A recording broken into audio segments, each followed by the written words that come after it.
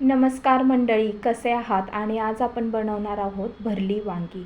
यासाठी एक कांदा, अर्धा टोमॅटो, थोडी कोथिंबीर, लसूण आणि खोबरं छान असं मिक्सरमधून बारीक करून घेतले. शेंगदाण्याचं कूट 3.5 चमचे घेतलेले आहे.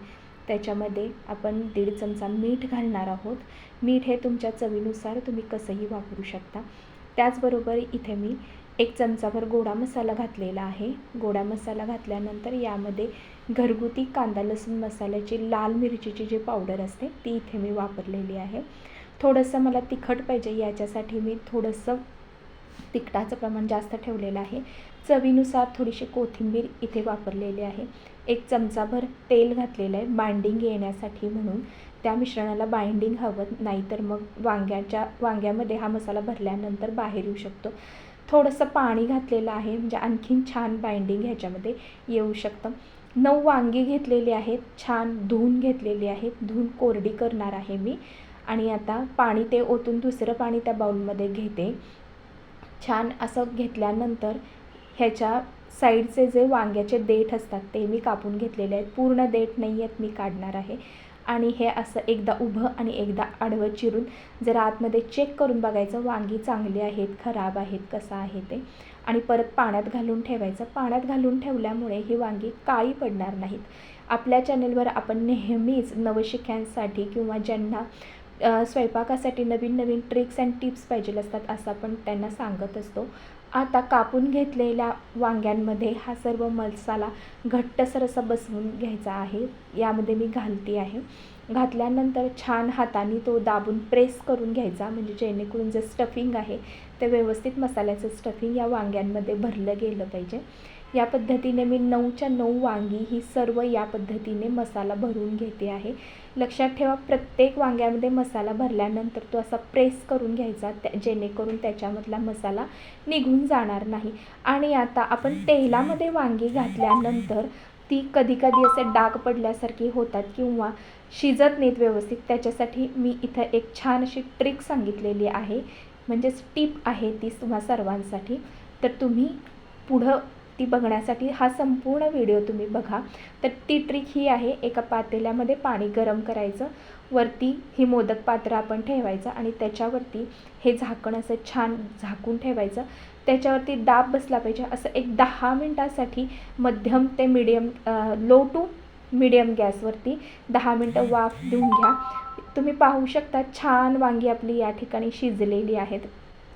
सुरीनं या ठिकाणी प्रत्येक वांगं मी चेक करून घेतलेलं आहे. छान हे वांगं शिजलेलं आहे.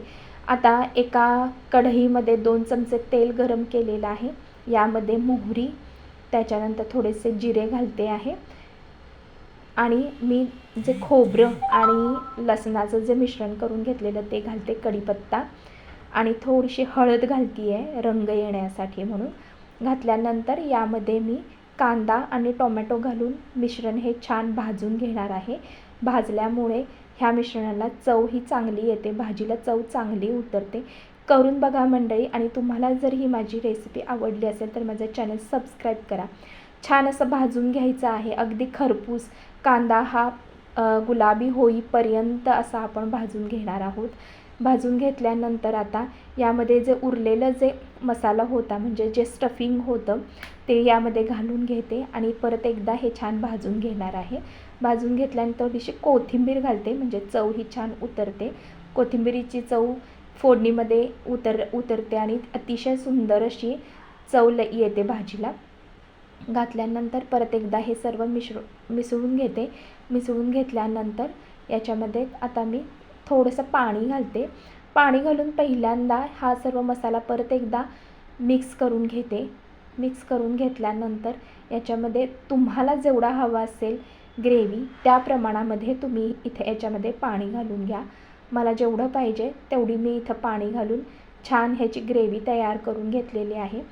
भरलेल्या वांग्याबरोबर असा रससुद्धा खूप सुंदर लागतो चवीला. आणि आता ही उकडून घेतलेली वांगी एक एक करून यामध्ये आपण घालून ठेवायचं आहे.